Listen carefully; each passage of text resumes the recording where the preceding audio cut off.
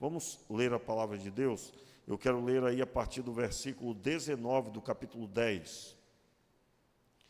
Verso 19 do capítulo 10. Só recordando aí, nós estamos lendo o capítulo 10, lemos já desde o começo e eu estou dando ênfase agora a partir do versículo 19. Vamos ler?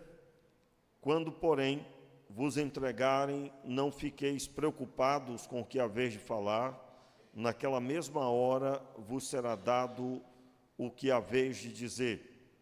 Pois não sois vós que falareis, mas o Espírito do vosso Pai é que fala por meio de vós. E aí o verso 21 e 22, vamos lá? Um irmão entregará à morte outro irmão, e o pai ao filho, e os filhos se rebelarão contra os pais e os matarão. E odiados de todos sereis por causa do meu nome. Mas aquele que perseverar até o fim será salvo. Vamos orar mais uma vez? Meu Pai, eu te agradeço mais uma vez por tudo que o Senhor tem feito na nossa vida e nesta hora, Pai, te pedimos que o Senhor nos dê a graça de recebermos mais de Ti por meio da Tua palavra. No nome de Jesus, nós oramos, Senhor, no nome de Jesus. Amém.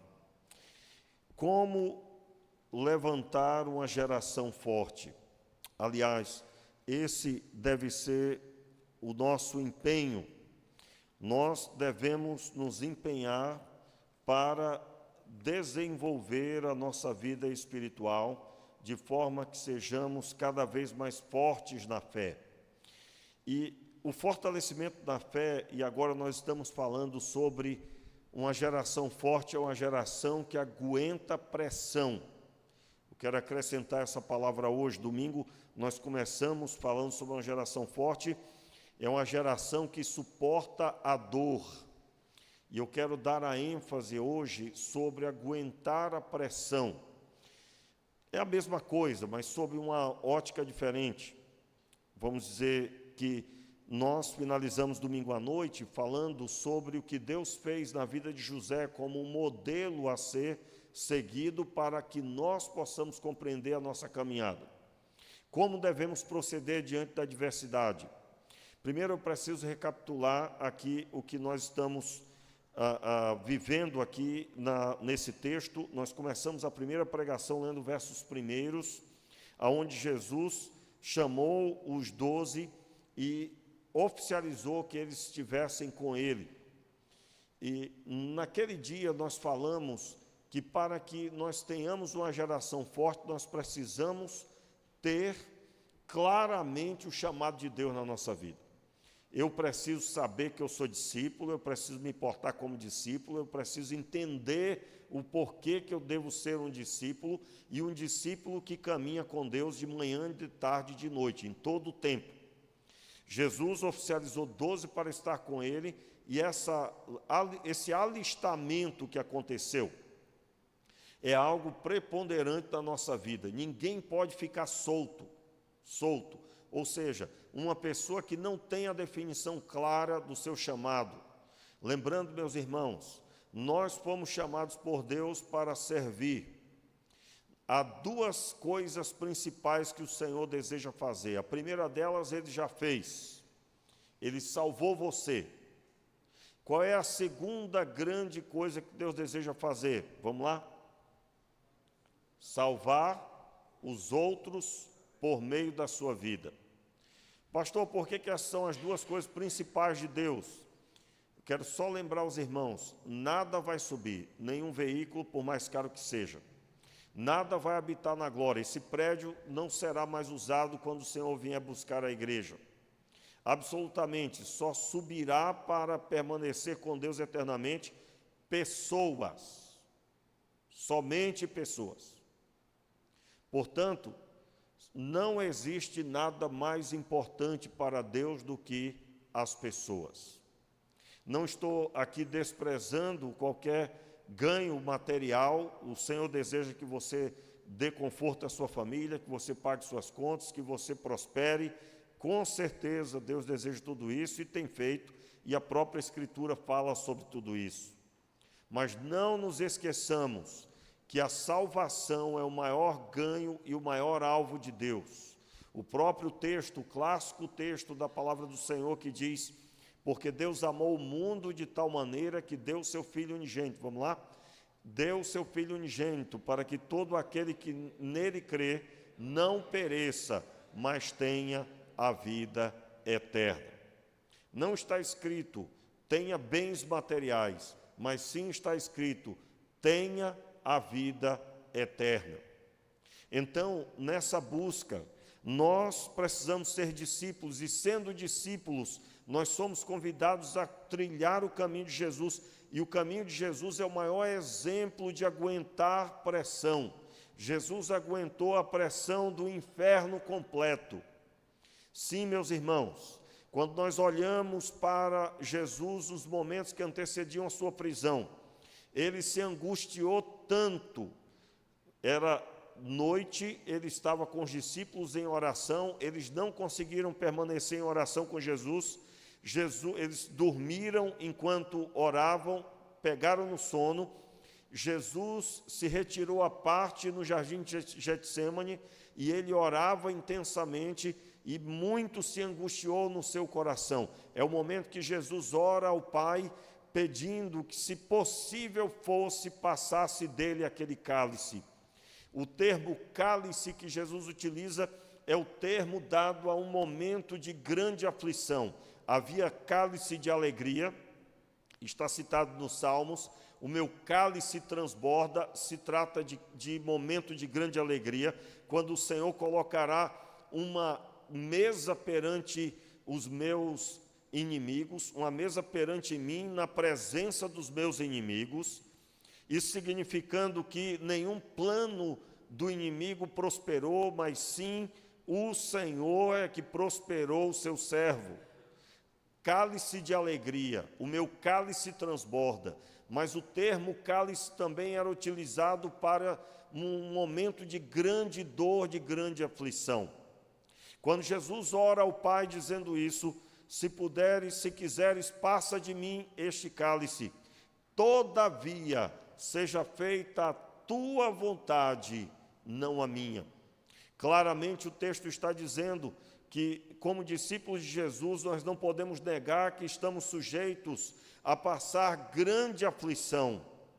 Mas nós devemos expressar para Deus tal aflição e no final declarar que a vontade dele é mais importante do que tudo.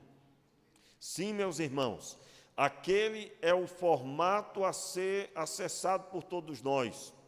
E eu comecei falando sobre isso, e no capítulo 10 nós fomos observando, domingo eu dei ênfase aí no versículo 8, que fala do momento de festejo. Jesus está ordenando aos discípulos que eles fossem e fizessem como ele fez.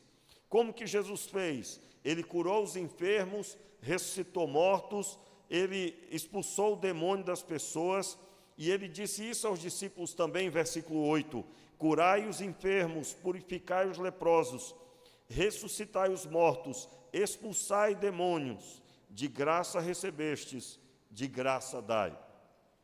E aí eu citei para você que durante esse momento, aqui há um festejo, uma celebração na obra do Senhor, porque diante das pessoas curadas, saradas, diante das ressurreições, das pessoas libertas de demônio, o ambiente ficava próspero, abençoado. Mas Jesus vai apertando o seu sermão e ele começa a dizer que nem tudo será aparentemente maravilhoso. Porque ele começa a dizer, vocês vão pelas cidades e vocês devem deixar a paz, até aí tudo bem, mas logo em seguida ele diz que haverá cidades que não vão receber, e essas cidades que não receberem, eles deveriam bater o pó das suas sandálias, e eles não seriam responsáveis por aquelas pessoas, mas sim haveria mais misericórdia para Sodoma e Gomorra do que para aquelas cidades, e o entendimento é muito simples. Sodoma e Gomorra não ouviu o Evangelho, foi destruída dado a sua pecaminosidade. Mas eles ali estavam ouvindo a obra pronta, o Messias está entre nós. Portanto, eles eram sim indesculpáveis, usando o termo de Romanos capítulo 1. Eu quero observar com você, recapitulando essa passagem, Jesus vai apertando o sermão, dizendo que eles iriam passar aflições, porque ele começa a dizer que eles seriam como ovelhas no meio de lobos, ou seja, eles teriam perigo de vida. E Jesus orienta nessa passagem que eles deveriam então o texto, eu esqueci o texto aqui, né? Esqueci a passagem. Há uma palavrinha muito importante que é citada, considero um texto polêmico, né?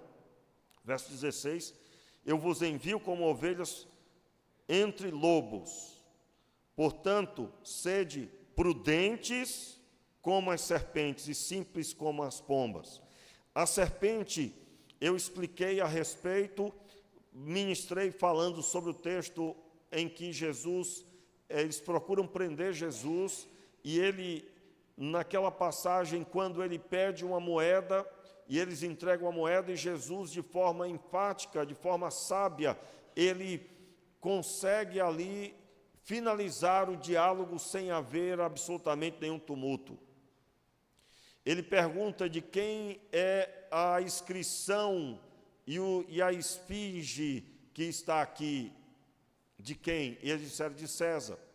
Então, deem a César o que é de César e a Deus o que é de Deus. Pela lógica, a resposta de Jesus seria que não se deveria pagar tributo a César, porque César estava mantendo cativo o povo de Israel, oprimido. Mas se ele respondesse isso, ele seria preso na mesma hora como alguém que estava se levantando contra o Império Romano.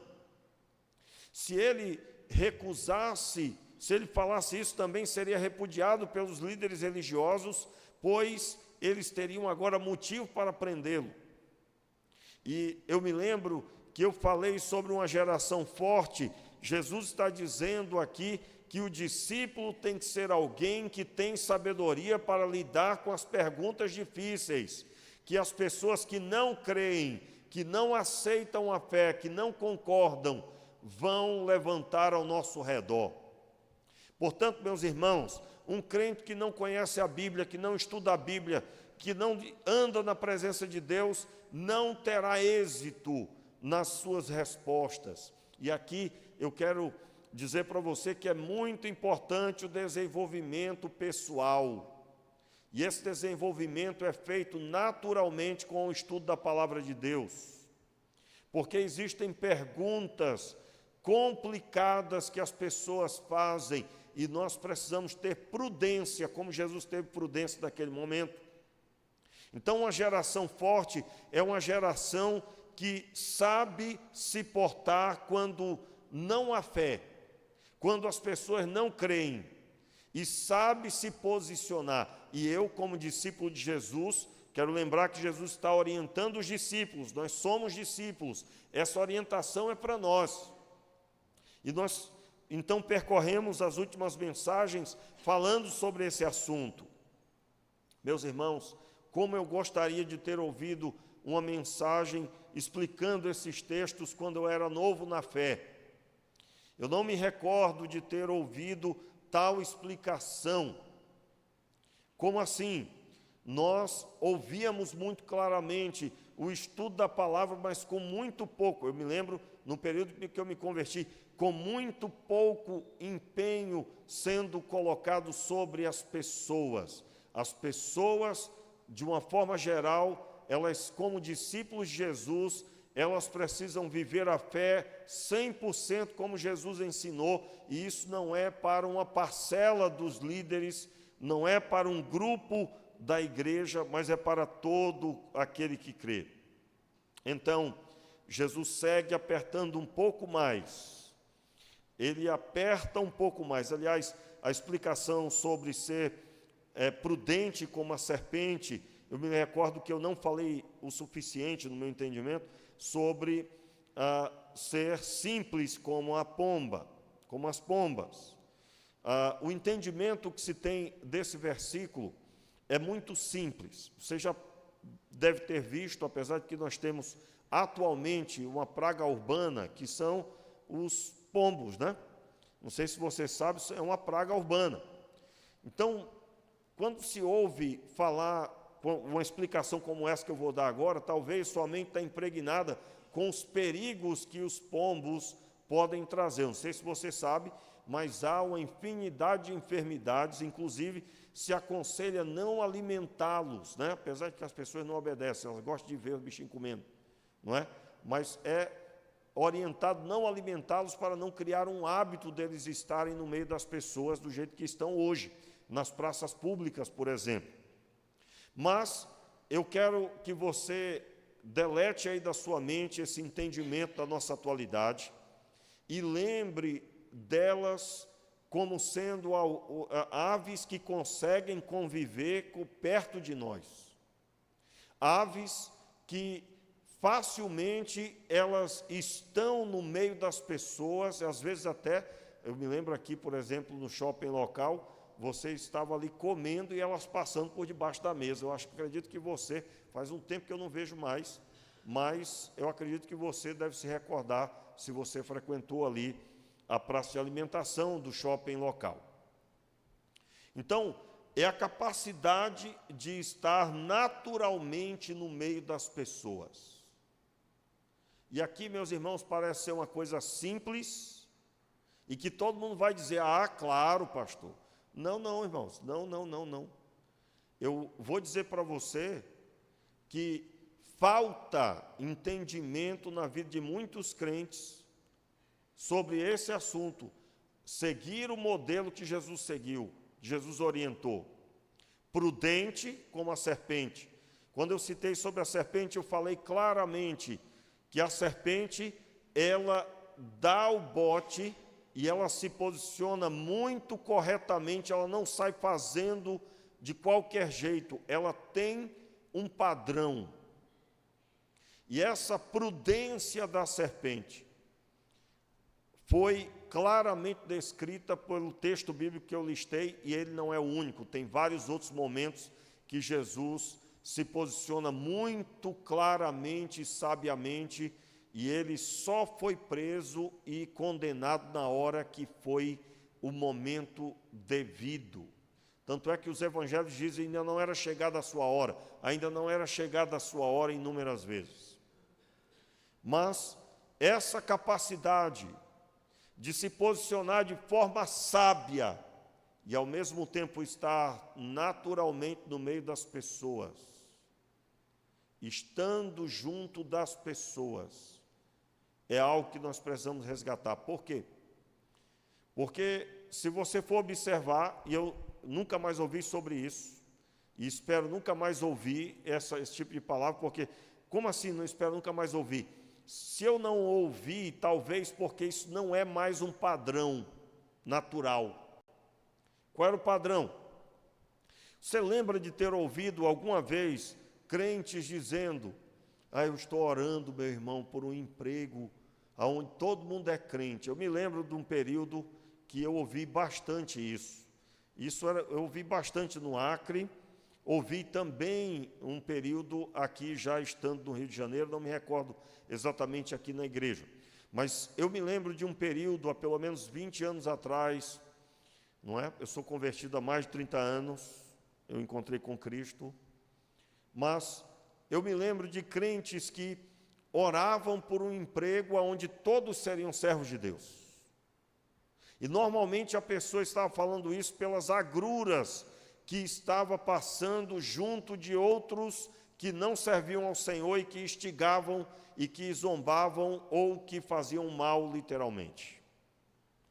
E na verdade, meus irmãos, esse não é o plano de Deus, porque você não vai ver uma luz acesa se não há trevas. Alguém acende luz de dia, só se houver escuridão. Então imagine você, um crente orando por um ambiente maravilhoso, Para ele trabalhar, ele olha para um lado, tem um cantando, ele olha para o outro, tem outro lendo a Bíblia. Meu irmão, não foi para isso que Deus nos chamou. O Senhor Deus nos chamou para sermos prudentes, como as serpentes, sábios, sabendo nos posicionar com a palavra, mas vivermos no meio das pessoas de forma natural. Se você tem amigos, somente amigos crentes, meu irmão, olhe bem se você está sendo simples como as pombas, porque essa simplicidade de estar no meio das pessoas é exatamente o que um crente precisa ter, porque o grande alvo de Deus é abençoar pessoas. Ele abençoa por meio dos salvos, ele abençoa por meio dos convertidos. Meu irmão, você vai ter o círculo de amizade na igreja? Vai, mas você não se esqueça, você tem que amar estar perto de pessoas que não conhecem a fé, de forma que você, cheio do Espírito Santo, será influência sobre a vida deles. Então, essa simplicidade, em outras palavras, explicando mais profundamente, Jesus era empático em responder quem não acreditava e estava ali mal intencionado. Mas logo em seguida ele estava curando os enfermos e estava abençoando as pessoas. É essa simplicidade. Você vai ao êxtase da sabedoria manifesta para você saber lidar com a palavra, a ministração para os incrédulos, para aqueles que estão zombando, mas você, ao mesmo tempo, sabe lidar de forma simples e está no meio das pessoas. E aqui, meus irmãos, não posso deixar de falar.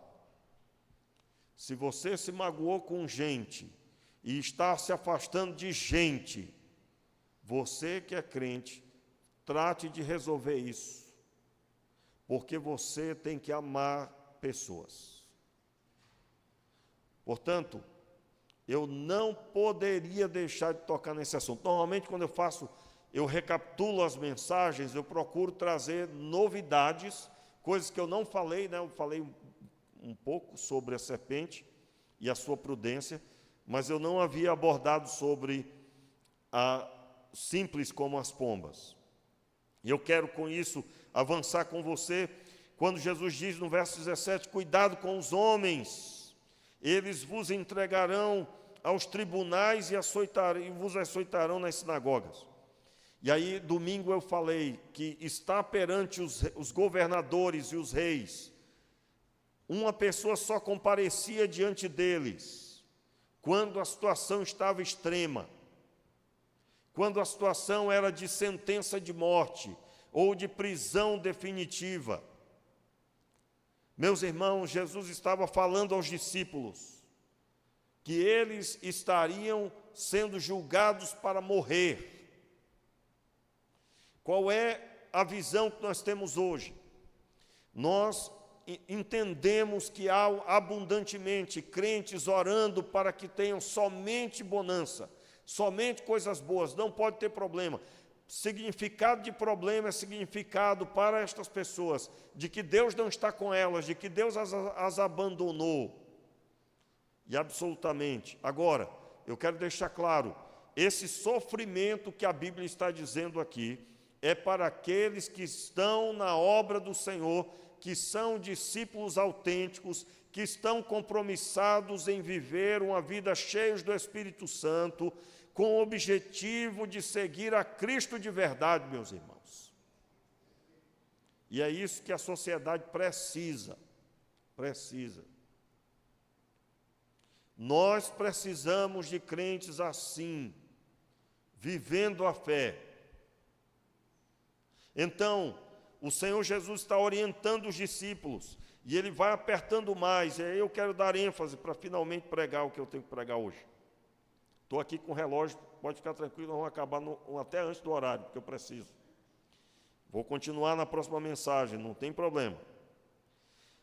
Observe aí o capítulo 10, agora, o versículo 21. Agora ele aperta um pouco mais. Olha só o que o texto diz. Versículo 21. Um irmão entregará à morte o outro irmão. e o pai ao filho, e os filhos se rebelarão contra os pais e os matarão. Para entender esse texto, eu tenho que ler o verso 22. E odiados de todos, veja, o texto continua. E odiados de todos sereis por causa do meu nome. Mas aquele que perseverar até o fim será salvo. Entenda, uma pessoa se converteu a Jesus. Isso acontece hoje em dia, a pessoa tem toda a família no islamismo, e se ela se converter a Jesus, dependendo do contexto, ela será expulsa da família. Ela é completamente segregada da família, ela não vai morar mais com a família, e a família, eu estou falando da fé islâmica radical, a radical mesmo no país islâmico, no Oriente, por exemplo, você vai encontrar pessoas sendo sentenciadas até a morte. Nós temos testemunhos, muitos testemunhos de pessoas que não podem nem mesmo ligar para os seus familiares. Pessoas que moram nos Estados Unidos, moram em tantos lugares pelo mundo, não podem ligar para os seus familiares, porque se ficar sabendo que aquela família recebeu a ligação daquela pessoa que foi reconhecida como alguém que renunciou à fé, essa pessoa, a família sofrerá muitos problemas. Isso aconteceu muito fortemente no período que o Iraque estava sob o comando de Saddam Hussein, por exemplo. E tantos outros ambientes, e ainda hoje há esse mesmo ambiente. Então, eu estou dando um exemplo atual para dizer para vocês algo que acontecia na época também. O próprio Paulo foi espancado porque estava pregando o Evangelho. Ele foi espancado em Éfeso, agora uma outra ótica, porque ele pregava sobre um único Deus e as pessoas tinham sua renda voltada para a feitura de ídolos da grande deusa Diana, na linguagem deles ali do texto. O templo da deusa Diana era o maior templo da época, muito maior até do que o templo de Deus feito por Herodes. Esse episódio nos mostra o ódio endereçado àqueles que pregavam a fé. O próprio Paulo ouviu uma multidão dizendo, após seu pronunciamento, um homem se levanta e diz: mata-o, esse homem não pode viver. E eles realmente trabalharam para matá-lo. Nesse exato momento, um centurião com a guarda romana vem, o pega e o leva para a fortaleza do local, o local seguro de Roma, naquela localidade, e então ele é livre de ser morto a pancadas pelo povo. Então isso está na Bíblia. Nós encontramos isso dessa forma. O apóstolo Paulo, orientando os irmãos de Corinto, ele chega a falar até sobre casamento, por exemplo, se uma pessoa se converte, mas aquele que não é convertido consente em permanecer, então não o deixe. E aí alguém pergunta, mas como assim não o deixe? Porque por causa da fé em Jesus, haveria pessoas que seriam repudiadas por aqueles que não concordavam, não queriam e que tinham ódio da fé cristã. Nós vamos encontrar essa passagem porque o contexto religioso era de repúdio por causa da fé cristã.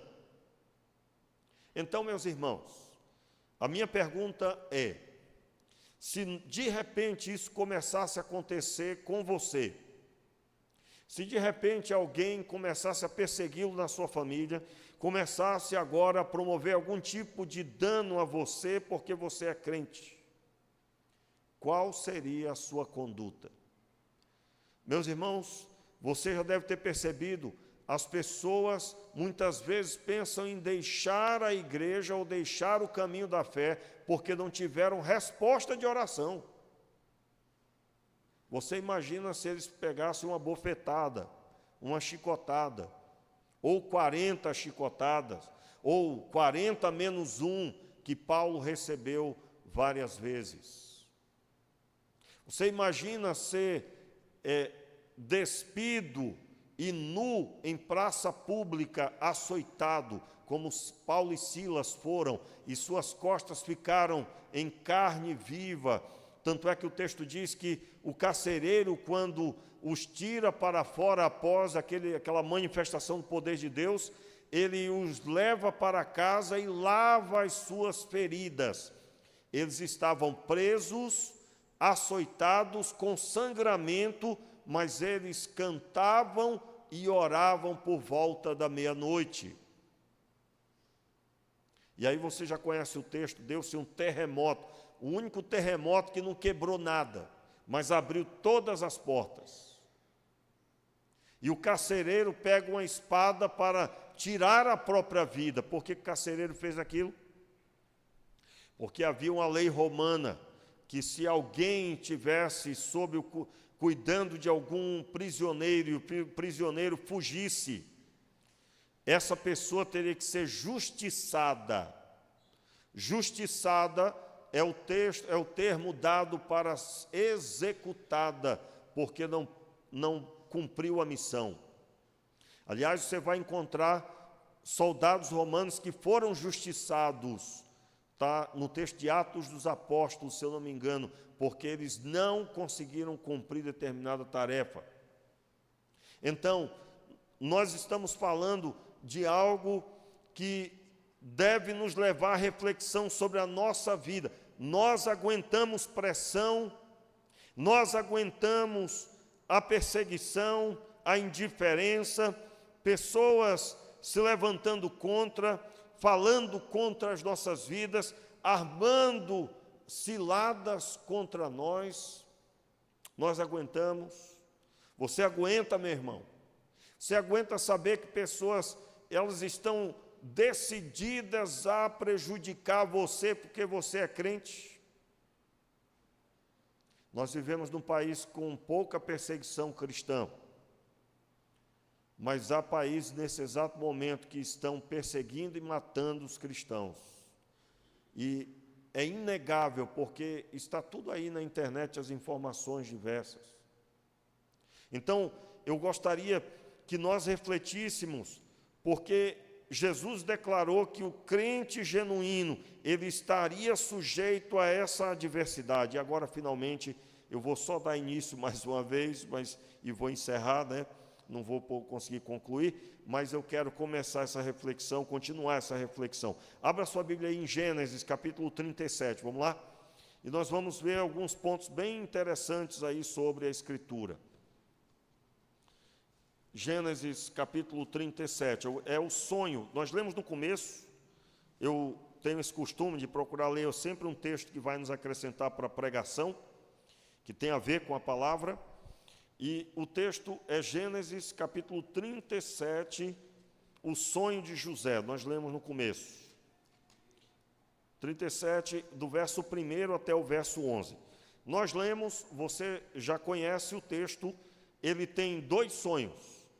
No primeiro sonho, os feixes, havia um feixe diante de cada um, né, dos seus irmãos, e o feixe que representava ele fica de pé. O feixe, a pessoa colhia o trigo, fazia feixes, e ela colocava esses feixes enrolados no chão, para poder depois serem conduzidos para o local onde seria extraído ali o trigo, né? Seria debulhado o trigo. Então, no sonho, ele vê o feixe dele, que representava a pessoa de José, ficando de pé. E 11 feixes se prostrando diante do feixe dele. Ele conta para os irmãos, e os irmãos perguntam a ele: acaso tu será líder sobre nós? Mais tarde, em outro momento, ele tem outro sonho. Ele vê o sol e a lua se prostrando perante uma estrela. Perante ele, aliás. E ele vê outras 11 estrelas se prostrando também. Agora, o próprio pai, Jacó, Israel, ele faz a pergunta: acaso reinará sobre nós, ordenará sobre nós? O Senhor estava revelando para José o que ia fazer com José. Ele lideraria os seus pais. Entenda, nós estamos diante aqui de algo que seria impossível acontecer dentro da família de José. Impossível. Vamos observar rapidamente como é que era a constituição de poder nas famílias da época. Não era diferente das famílias de José. Como é que era a constituição de poder? O pai governava sobre os filhos independente da idade. Se ele tivesse 100 anos, ele governaria o negócio da família. A família tem um negócio, seja plantações ou seja animais, e esses rebanhos ou as plantações, elas têm uma hierarquia. A hierarquia é que o negócio é governado pelo pai. O pai, dependendo da idade, ele tem o filho mais velho que ordena sobre os seus outros irmãos. E quando o pai morre, é distribuído a porção do pai, é distribuído pela quantidade de irmãos, de filhos, e o primogênito recebe a porção dobrada. Nós já falamos isso em outras pregações. O filho mais velho continua agora a governar sobre os irmãos, e acontece de novo até morrer, e os que vêm na sucessão continuam o negócio da família, cada lar tem a sua porção de dinheiro, cada um tem o seu ganho com o rebanho ou a plantação, mas a maior parte fica com o sucessor do pai. E essa sucessão do nome da família percorre gerações. Se você tiver dúvida, basta você ler o texto e você vai ver isso nas tribos de Israel. E isso aconteceu, famílias permaneciam juntas e governando dentro do sistema da nação de Israel. Esse sistema é o mesmo até hoje. Até hoje. Aquela história de que trabalhar em família não é bom, isso não acontece no meio judaico, porque eles estão acostumados a liderança dos negócios está na mão dos familiares. Me recordo, no período do seminário, tem algumas sinagogas na Tijuca. A minha professora de hebraico frequentava a sinagoga, ela trazia as informações, e era muito legal, ouvíamos muitas coisas de como era a vida dos judeus, os que frequentavam a sinagoga. Era muito comum eles tendo, a grande parte movimentava o comércio de pedras preciosas no estado do Rio de Janeiro, e eles não tinham nenhuma loja aberta, e sim um pequeno escritório em algum prédio daqueles da Tijuca. E era muito comum você ver o pai com seus filhos andando juntos, e ali desde pequenino o garoto já está trabalhando no negócio da família. Esse padrão é seguido até hoje. Então, entenda, seria impossível José, que era o mais novo, governar. Impossível. Aí vem a explicação, os irmãos dizerem: acaso governarás tu sobre nós? O versículo que está escrito é o versículo, capítulo 37, versículo 5, José diz: José teve um sonho e o contou aos seus irmãos. Aí ele conta o sonho, vamos só ver aqui as palavras dos irmãos. Verso 8, então lhe disseram seus irmãos: tu deveras reinarás sobre nós? Aí eu estou explicando para os irmãos que essa fala não é uma fala arrogante dos irmãos. Eles estavam, em outras palavras, dizendo: como que o ciclo do governo vai para você? Não é possível isso. E aí eles ficaram com raiva, porque José, quando conta o sonho, o entendimento bíblico é, ele acreditava que era algo importante o sonho que ele teve. Em outras palavras, meus irmãos, não era nada do que eles estavam pensando. José governaria sim, mas era muito maior do que o governo de José, seria muito maior do que o governo sobre uma família. E aqui, antes de encerrar, eu quero dizer para você, vamos fazer aqui uma analogia com o Novo Testamento. Eu deixei claro que uma geração forte em Cristo Jesus é uma geração que é convicta de que é um discípulo e tem uma missão: viver a fé cristã, viver a fé em Jesus é o alvo. Os milagres vão acontecer, sim. A mão do Senhor vai se manifestar de multiformas. Só é ler o resto do capítulo 10 de Mateus. E aqui, da mesma forma, José tinha um vislumbre do que Deus iria fazer na vida dele. Ele recebeu, ele entendeu que havia um propósito de Deus extraordinário.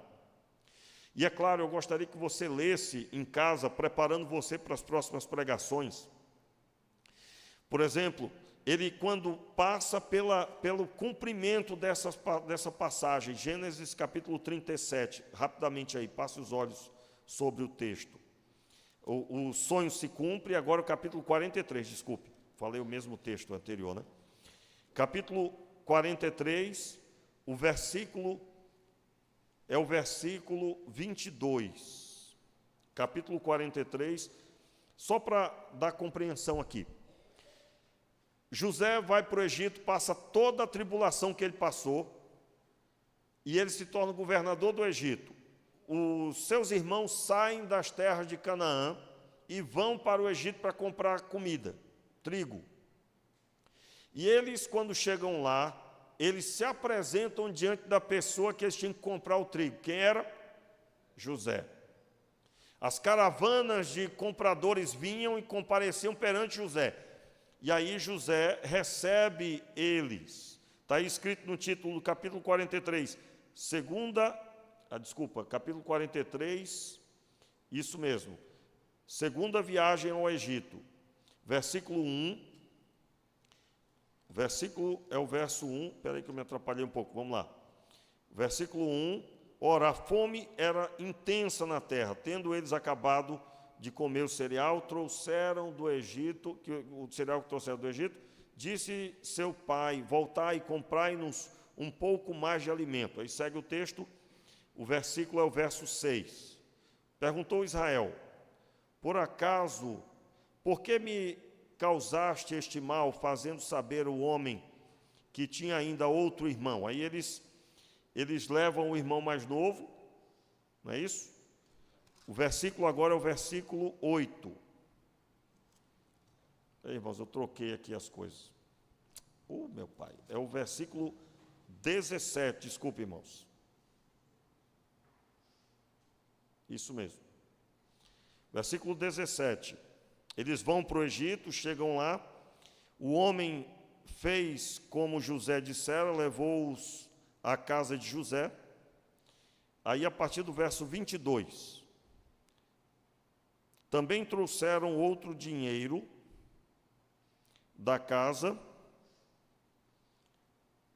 isso mesmo, também trouxeram outro dinheiro dinheiro nas nossas mãos para comprar mantimento, mas não sabemos quem colocou o nosso dinheiro nas nossas bagagens. Só um instante. É o capítulo 42, meus irmãos, perdoem.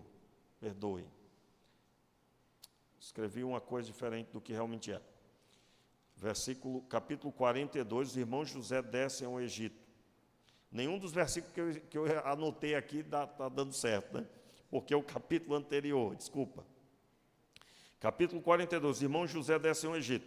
Aí eles vão para o Egito comprar comida, a partir do verso 1. O versículo 6 agora. Ora, José era governador da terra, era ele quem vendia cereal a todo o povo da terra. Assim os irmãos José vieram e se inclinaram diante dele com o rosto em terra. Veja bem, se inclinaram diante dele com o rosto em terra. Vendo José os seus irmãos, reconheceu-os, mas comportou-se como estranho para com eles. Falou-lhes asperamente e perguntou-lhes: de onde vendes? Responderam: da terra de Canaã, para comprar mantimento. José conheceu os seus irmãos, mas eles não o conheceram. Então se lembrou, repita aí comigo, então se lembrou José dos sonhos que tivera a respeito deles e lhes disse: vós sois espias e viestes, aí segue o texto, né? Qual é a ênfase aqui? O sonho se cumpriu. Só que para o sonho se cumprir, meus irmãos, e aí eu encerro, José teve que aguentar a pressão de ser vendido, de se tornar escravo na casa de Potifar. Ele teve que aguentar a injustiça de ser acusado de adultério sem ter cometido e preso por isso. Ele teve que permanecer preso injustamente e trabalhar lá como se fosse no melhor local. Diz o texto que ele se tornou responsável pelo cárcere. E nada acontecia no cárcere sem a administração dele. Mas ele permanece lá preso, continuando fiel a Deus. Veja como tem uma analogia tremenda aqui. Eu não estou dizendo que é algo assim, mistério, né? Não. Algo assim, que é uma analogia perfeita, mas há uma comparação maravilhosa sim. Quando nós ouvimos o chamado de Deus, nós ficamos maravilhados, é ou não é? No entanto, da mesma forma, José ouviu as promessas do Senhor, mas começaram a vir as agruras na caminhada. Meus irmãos, José não teria visto se cumprir o sonho, se no meio do caminho ele não tivesse aguentado pressão. Então eu quero chamar a sua atenção, porque você precisa sair daqui hoje dizendo: eu vou me fortalecer em Deus, eu vou me tornar uma pessoa forte em Deus. O que seria uma pessoa forte em Deus, irmãos? Uma pessoa que tem os olhos no alvo. Os olhos no alvo. Qual é o alvo? Vidas. Preste atenção. Eu já disse isso algumas vezes para alguém que estava tão frágil, procurando deixar a fé. Meu irmão, você não acha que tem algo errado? Eu dizia. Porque Jesus te chamou para você cuidar de gente. E você está por tantas coisas banais, largando o propósito. Eu me lembro de ter dito já, se o Evangelho dependesse de você, como é que o Evangelho ficaria? Meus irmãos, José se tornou a pessoa que por causa dele, sua casa foi preservada. Só que nós, e eu disse domingo, né? Nós queremos o bônus e não queremos o ônus. Nós queremos a casa construída, mas não queremos lidar com a sujeira que uma obra tem, que uma obra promove. Nós queremos o benefício, mas da forma mais light possível. Nós estamos vivendo a geração que quer viver o sabor, mas repudia o caminho para chegar do sabor. Eu citei aqui domingo que isso está refletindo, essa cultura está refletindo na fé das pessoas, porque ninguém suporta viver o sofrimento. Eu quero deixar claro, meus irmãos, eu não estou falando do sofrimento fruto do pecado. pessoa matou alguém, está sofrendo na cadeia. Meu irmão, isso aí é fruto do pecado, é o sofrimento fruto do pecado. Eu não estou falando disso. A pessoa cometeu adultério, perdeu a família e agora está arrependido, sofrendo por causa que está tudo destruído. Eu não estou falando desse sofrimento, esse é o sofrimento fruto do pecado. Que cada um se arrependa e busque em Deus a restauração. Mas eu estou falando daquele que foi chamado para ser sal e luz. E é uma pessoa que vai passar muitas situações para ver a glória de Deus. E eu creio que você é essa pessoa. O que é que nós temos que fazer? E eu, quando aprendi isso, eu disse para Deus: Senhor, faça o que for preciso na minha vida, mas me prepare para ser um homem de Deus. E quando eu falava isso, eu falava sobre Deus tratar o meu coração e absolutamente eu não perder o foco da obra do Senhor por nada. E eu digo a você, meu irmão, hoje mesmo eu passei algumas situações complicadas. E que veio à minha mente o pensamento: para quê? Para quê? E aí é nessa hora que você ora ao Senhor, eu repreendo em nome de Jesus todas as vozes, e eu recebo na minha vida o chamado, e eu me firmo diante do propósito, e eu não vou relutar, não vou recuar acima de tudo. O Senhor é o meu Senhor. Agora, se você não entendeu que não existe palavra de Deus sem primeiro lavrar as pedras e carregá-las até o Monte Horebe ou o Monte Sinai, você não entendeu a fé. Eu estou parafraseando com o texto bíblico. O Senhor disse para Moisés subir, que ele ia falar com ele, não foi? Mas antes tinha que lavrar 2 pedras e tinha que subir o monte. Mais de 1.700 metros acima do mar. Ar rarefeito, carregando 2 pedras para falar com Deus e para voltar com palavra de Deus para o povo. Meus irmãos, não é diferente hoje. Você quer ver Deus se manifestar?